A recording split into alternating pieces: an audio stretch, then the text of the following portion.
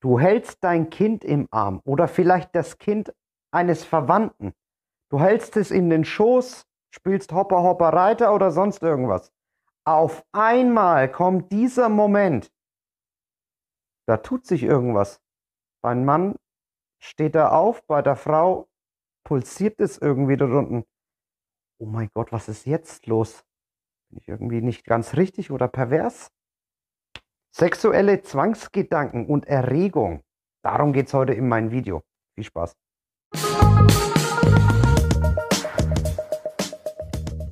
Hallo, du wunderschöne Seele. Ich hoffe, dir geht es phänomenal. Mein Name ist Juan und herzlich willkommen auf dem Kanal Juan der Spanier. Worum geht es heute? Zwangsgedanken, Erregung, eventuell gegen Kindern sogar. Ich habe eine Anfrage bekommen von einer verzweifelten jungen Frau, die jetzt gerade in diesem Moment total fertig am Ende in der Psychiatrie gelandet ist. Und das eigentlich nur, weil sie mit ihren Gedanken nicht mehr zurechtkommt und sich so tief da hineingesteigert hat, dass sie jetzt meint oder beziehungsweise Angst davor hat, befürchtet, ganz schlimm pervers und pädophil zu sein. Ich habe aber auch andere Klientinnen in meinem Coaching, die davon auch überzeugt sind, ich bin pädophil. Sie verspüren Erregung, wenn sie mit kleinen Kindern in Kontakt kommen. Was das mit dieser Erregung auf sich hat, dazu komme ich aber später in meinem Video. Als allererstes müssen wir einmal verstehen, was Zwangsgedanken sind. Zwangsgedanken sind Gedanken, die sich einen willkürlich, unwillkürlich, besser gesagt, aufdrängen.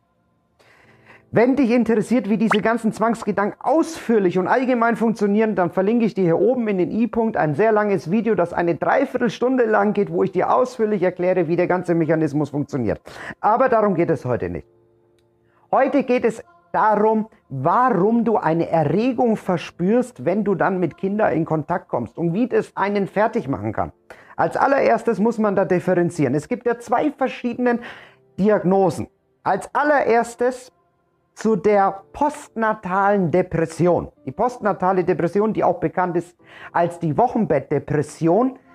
In dieser Zeit, in dieser Störung, wo die Mutter, aber neuerdings hat man auch in neuesten Forschungen herausgefunden, dass das auch Männer, also Väter, bekommen können, kann es dazu kommen, dass dieser Lebensumstand, der sich so stark verändert hat, mit gewissen Symptomen einhergeht.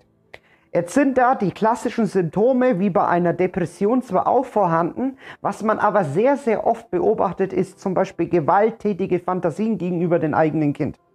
Aber auch Gedanken, die abstoßend sein können. Und in manchen Fällen kann es auch dazu kommen, dass man Gedanken entwickelt, wie wäre es mit der Sexualität, meine Sexualität mit dem eigenen Kind. Dann gibt es die zweite Diagnose, das wären Zwangsgedanken. Und diese Zwangsgedanken, das wäre die Diagnose im WHO-Katalog F42.0. In dieser Störung ist es das Hauptsymptom, dass man sexuelle Gedanken gegenüber dem eigenen Kind hat. Was dazu führen kann, wenn man es nicht frühzeitig behandelt und stoppt, sich später letztendlich auch eine Depression mit einschleichen kann. Heute geht es aber nicht um die postnatale Depression, sondern es geht um sexuelle Zwangsgedanken gegenüber dem eigenen Kind. Als allererstes möchte ich dir einen sehr wichtigen, signifikanten Tipp geben. Höre auf, deine Gedanken zu unterdrücken. Höre auf, deine Gedanken zu kontrollieren. Umso mehr und umso länger du deine Gedanken kontrollierst oder gar ersetzt, Psychologen sagen auch neutralisieren, umso mehr bewegst du dich in den Kreislauf und in den Strudel dieser Zwangsgedanken. Das wird dann immer und immer schlimmer. Man hat herausgefunden, wenn man Gedanken versucht zu unterdrücken, zu ignorieren, wegzuschieben etc., dass diese Gedanken automatisch noch stärker hochkommen. Ganz, ganz wichtig zu verstehen, und das wirst du mir jetzt glauben, alle Menschen, wirklich alle Menschen haben selten, nicht so oft wie du, aber selten, gelegentlich schon mal irgendwann mal irgendwo einen sexuellen, perversen, komischen, blöden Gedanken gehabt, wo sie vielleicht auch mal kurz so schütteln und sagen, oh mein Gott, was war das für ein Gedanke? Aber sie können ganz schnell zu diesen Gedanken eine Distanz aufbauen. Wenn du das nicht kannst, dann passiert Folgendes. Es geschieht dieses Phänomen, was Psychologen auch immer sagen, von einem sogenannten Rebound-Effekt. Dieser Rebound-Effekt funktioniert wie folgt. Der Gedanke kommt nach oben, du unterdrückst ihn, schiebst ihn weg. Jetzt ist es, wenn man so möchte, als würde man einen Ballon nehmen und ihn unter Wasser drücken. Wenn du das tust, passiert früher oder später, wie ich auch schon in einem anderen Video gesagt habe, Folgendes.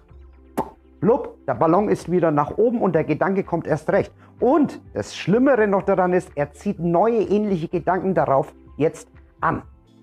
Jetzt kommen wir auch schon zu Punkt Nummer 2. Erkenne, dass deine Aufmerksamkeit voreingenommen ist. Dazu möchte ich dir mal ein ganz gutes Beispiel erklären.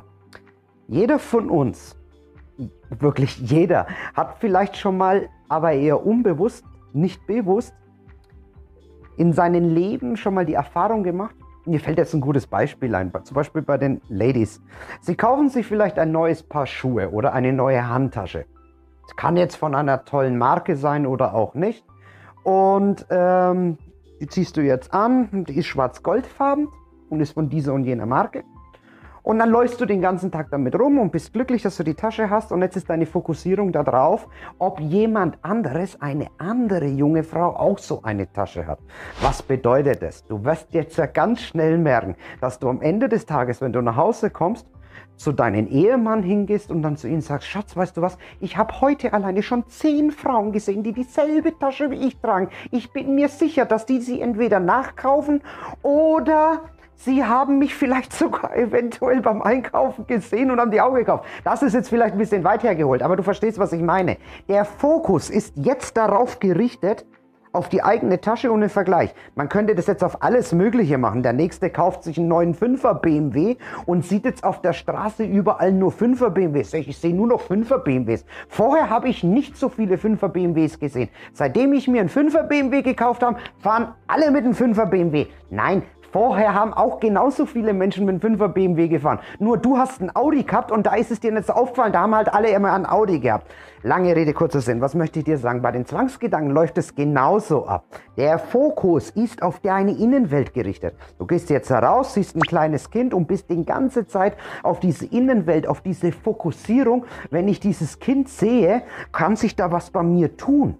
Oder kommen dann diese Gedanken, ich gehe da nicht mehr hin. Da ist der Spielplatz, da gehe ich nicht hin, das mache ich nicht, im Krankenhaus, in der Kindabteilung gehe ich nicht hin, wenn ich meinen Verwandten besuchen muss, etc. etc. Du verstehst, was ich meine. Diese Fokussierung sorgt auch dafür, dass du diese Gedanken immer und immer mehr bekommen wirst. Dann kommen wir auch schon zum nächsten Punkt. Das Denken über diese Gedanken erhöht niemals, auf gar keinen Fall, unter gar keinen Umständen, egal wie verängstigt du gerade bist, egal wie viel Panik du gerade hast, die Wahrscheinlichkeit, dass du dies oder jenes in die Tat umsetzen wirst. Das kann auf gar keinen Fall passieren.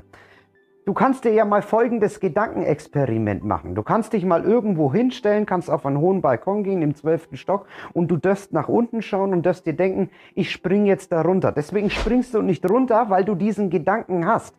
Gedanken haben eine Art Eigenleben, eine Art Eigendynamik. Sie haben nichts mit deinem Charakter zu tun. Gedanken funktionieren so, dass das, was du von außen konsumierst und aufziehst, in dir innen drinnen ist. Und das, was in dir innen drinnen ist zwar in dir innen drinnen, sagt aber über dich und über deinen Charakter so viel aus, als würde jetzt gerade ein Fahrrad in China umfallen. Es hat nichts mit dir zu tun, absolut gar nichts. Also, ich beruhige dich hier nochmal. Das Denken über diese Gedanken führt niemals dazu, dass du irgendetwas anstellst, was du nicht tun möchtest.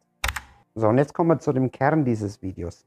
Körperliche Erregung ist kein Beweis dafür, dass du in irgendeiner Art und Weise pädophil bist oder auf Kinder stehst oder sonst irgendwie pervers oder sonst irgendwas bist. Ich erkläre dir das jetzt auch ausführlich, warum. Und ich möchte dich jetzt darum bitten, dass du da ganz genau zuhörst, weil diese Menschen, die leiden wirklich extrem fürchterlich darunter. Wie ich es am Anfang des Videos schon gesagt habe, kann sich das bis zu einer mittelschweren Depression reinsteigern. Der wesentliche Unterschied ist jetzt folgendes. Wie wir vorhin gehört und gesehen haben, ist es diese Fokussierung bei diesen Menschen sehr, sehr stark. Wenn diese Fokussierung jetzt da drauf nach unten so stark ist, dann fühlen sich ganz viele Betroffene erleichtert, wenn sie dort unten keine Erregung spüren. Bei manchen ist es aber so, dass sie dann doch mal eine Erregung spüren. Einmal ja, einmal vielleicht nein. Und das ist der Grund durch der selbsterfüllenden Prophezeiung, wenn du davon schon mal was gehört hast. Die selbsterfüllende Prophezeiung sorgt jetzt dafür, durch diese Beobachtung alleine an sich, kann tatsächlich in der Verbindung mit in der Hand halten des Kindes oder auf den Schoß tatsächlich zu einer Erregung führen. Hat aber gar nichts damit zu tun, dass du in deiner Seele, also praktisch in deiner Psyche, tatsächlich eine Erregung gegenüber dem Kind wünscht, sondern es ist eine reine körperliche Erregung, die vollkommen normal ist. Hat damit aber nichts zu tun. Und jetzt möchte ich dir mal etwas sagen, was ich aus einer Studie, beziehungsweise schon mehreren Studien herausgelesen habe, was es unter anderem auch gibt. Es gibt viele Vergewaltigungsopfer, die wurden von ihren Peiniger vergewaltigt und haben während der Vergewaltigung einen Orgasmus bekommen. Das ist tatsächlich so. Und diese Frauen bzw. diese Opfer waren selber von sich so erschreckt, wie kann ich da einen Orgasmus bekommen? Ich finde das so ekelhaft und widerlich und will das gar nicht. Es hat rein nur auf der körperlichen Ebene, durch diese Anatomie, was damit zu tun. Also nochmal, ich wiederhole es auch nochmal an dieser Stelle. Du bist rein deswegen auf gar keinen Fall irgendwie in irgendeiner Art und Weise pervers oder pädophil. Jetzt kommen wir schon zum nächsten Punkt. Lerne Ungewissheit auszuhalten bzw. anzunehmen. Bei Menschen mit Zwangsgedanken, die schon lange da drinnen sind, da ist dieses innere Gleichgewicht total aus dem Lot geraten.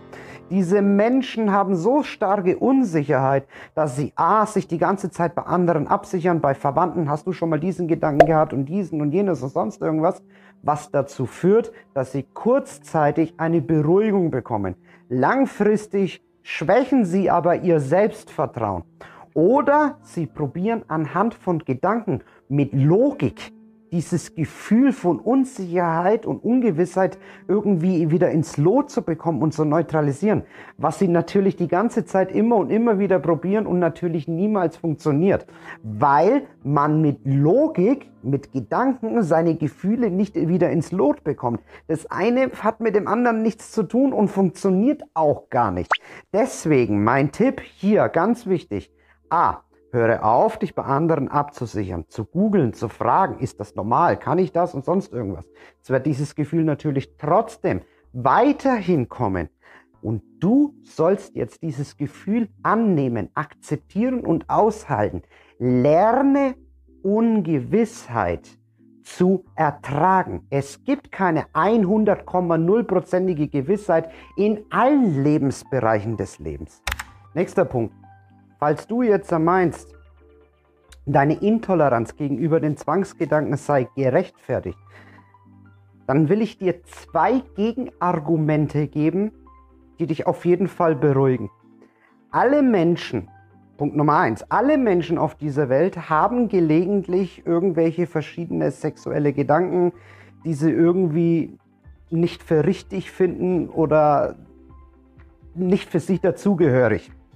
Es gibt sogar Menschen, die haben manchmal sogar Zweifel über ihre eigene sexuelle Orientierung. Und dann gibt es wieder andere Menschen, die haben sogar Zweifel, ob sie ein Mann sind, wenn sie ein Mann sind, oder eine Frau, wenn sie eine Frau sind. Also alle Menschen auf dieser ganzen Welt haben irgendwelche Gedanken, die sie manchmal über Sexualität, die irgendwie meinen, die sind irgendwie nicht richtig. Sie können aber diese Gedanken einfach über sich ergehen lassen, vorbeiziehen lassen und identifizieren sich nicht. Das heißt, ihre innere Gefühlswelt wird dadurch nicht gestört. Bei dir ist mittlerweile die innere Gefühlswelt schon gestört, weil du diese Zwangsgedanken bzw. diese irrationalen Gedanken so lange in denen dich innen drinnen gewühlt hast und reingesteigert hast, dass sie so viel Platz in dir eingenommen haben, dass jetzt deine innere Gefühlswelt gestört ist. Und Punkt Nummer 2 ist ganz einfach dass du allerhöchstens mit sicherer Wahrscheinlichkeit vor deiner Störung auch schon mal irgendwann mal so oder diesen oder jenen Gedanken gehabt hast, du den aber gar nicht wahrgenommen hast, weil du da noch gar nicht in deiner Gefühlswelt gestört warst, weil du diesen Gedanken nicht bewertet hast und du dich wahrscheinlich daran auch gar nicht mehr erinnern kannst. Und diese zwei Argumente, die ich dir nicht sage, um dich zu beruhigen, sondern das ist wissenschaftlich fundiert und das ist tatsächlich so, beweisen es dafür, dass du nicht irgendwie pervers oder pädophil bist. Nächster Punkt. Sexuelle Zwangsgedanken machen dich nicht zu einem schlechten Menschen. Auf gar keinen Fall. Wie wir schon vorher besprochen haben, ist es nämlich so, dass du diesen Gedanken einfach viel zu viel Beimessung gibst. Du bewertest sie und dadurch kommst du nach der Zeit immer und immer mehr in diesen Strudel und in diesen Kreislauf hinein. Jetzt sage ich dir aber etwas, was dich wahrscheinlich auch noch berühren wird. Denn es ist nämlich tatsächlich so, dass Menschen mit sexuellen Zwangsgedanken gerade auch noch die liebsten und nettesten Menschen sind. Denn sie bekommen eigentlich immer diese Gedanken auf diese Menschen, denen sie am liebsten und am teuersten sind. Das heißt, sie lieben ihr Kind über alles auf der ganzen Welt und haben so große Angst, dass sie es verletzen können oder ihnen irgendwas Schädliches antun können, dass sich gerade deswegen durch diese Fokussierung, was ich vorhin gesagt habe, diese Gedanken die ganze Zeit aufdrängen und aufdrängen. Das ist tatsächlich so, wirklich. Menschen mit Zwangsgedanken sind meistens die herzensgutesten und liebsten Menschen, die auf dieser Welt leben. Der nächste Punkt, akzeptiere deine Gefühle. Menschen mit sexuellen Zwangsgedanken haben so oft so starke Emotionen von Angst, Panik, Scham, Schuld, depressive Verstimmung. Diese Gedanken können so stark werden, dass die Gefühle, die sich daraus resultieren, nachziehen, kaum auszuhalten sind. Deswegen mein Tipp, so schwer es sich jetzt anhören mag, höre auf, mit logischem Denken zu argumentieren, diese oder diese und jene Gefühle möchte ich jetzt nicht spüren, sondern übe dich in Akzeptanz. Versuche Achtsamkeitsübungen zu machen und Meditation. Ich habe dazu auch mehrere Videos auf meinem Kanal. Die kannst du dir gerne ansehen und immer wieder in der Früh üben zu lernen, deine eigenen Gefühle und Emotionen nicht zu kontrollieren, sondern annehmen, akzeptieren. Durch dieses bewusste Annehmen und Akzeptieren können sie durch deinen Körper durchfließen und letztendlich abklingen, aber niemals durch Argumentieren. So funktionieren Gefühle nicht. Wenn du versuchst mit logischen Gegenargumenten, ich könnte das tun oder ich könnte das nicht tun, so wirst du deine Gefühle nicht loswerden und das ist ja eigentlich das, was du möchtest. Erkenne, dass deine Gefühle dich fehlleiten können. Es fühlt sich so an, also muss es wahr sein. Emotionale Beweisführung hat damit aber gar nichts zu tun. Wirklich überhaupt gar nichts. Schon dieses kleine Wort muss. Wie wär's denn, es fühlt sich so an, also kann es wahr sein. Das macht schon mal einen ganz großen Unterschied. Aber nein, du sagst jetzt, wenn ich das fühle, dann muss es so wahr sein. Und in meinen Coaches sagen immer ganz viele, ich fühle es aber wirklich, ich bilde mir das doch nicht ein. Ich merke dort unten in meiner Vagina ein Pulsieren. Oder der Mann kommt jetzt und sagt, ich merke, dass sich da irgendwas tut. Unsere Emotionen, unsere Gefühle können uns aber im Leben sehr, sehr oft auch sehr fehlleiten. Denn das, was wir tatsächlich wollen, hängt nicht nur alleine von unseren Emotionen ab, sondern auch aus unserem Verstand. Und wenn du das einmal verstanden und begriffen hast, dann bin ich eigentlich nahezu sicher, dass du jetzt, spätestens jetzt erleichtert bist. So, du toller Mensch. Ich hoffe, ich konnte dir mit diesem Video so gut helfen, wie es geht. Mehr Tipps habe ich zum Thema sexuelle Zwangsgedanken jetzt wirklich nicht. Meine Bitte bzw. mein Tipp, bleib dran. Üb das immer und immer wieder ein und du wirst auch ganz, ganz sicher wieder ins Gleichgewicht kommen und lernen, diese Gedanken loszulassen, beziehungsweise die Gefühle anzunehmen und die dann auch wieder loszulassen und wieder ins Gleichgewicht zu kommen und gesund zu werden. Du bist kein Verrückter, du bist nicht pervers, du bist nicht pädophil und du wirst es auch niemals werden, das verspreche ich dir. Wenn dir dieses Video gefallen hat, würde ich mich freuen, wenn du mir einen Daumen nach oben gibst. Wenn du neu auf meinem Kanal bist und mehrere Videos über so eine Symptomatik bzw. Thematik sehen möchtest, kannst du den Kanal auch gerne abonnieren. Und wenn dir mehrere Videos interessieren könnten, auch über Zwangsgedanken, habe ich hier oben einmal Zwangsgedanken überwinden und hier unten auch nochmal ein sehr langes Video über Zwangsgedanken. Da geht es aber allgemein um allgemeine Zwangsgedanken, über den Mechanismus, wie er funktioniert, auch im Gehirn. Ich wünsche dir viel Spaß. Ich bedanke mich, dass du eingeschaltet hast. Mach's gut. Dein Juan. Namaste.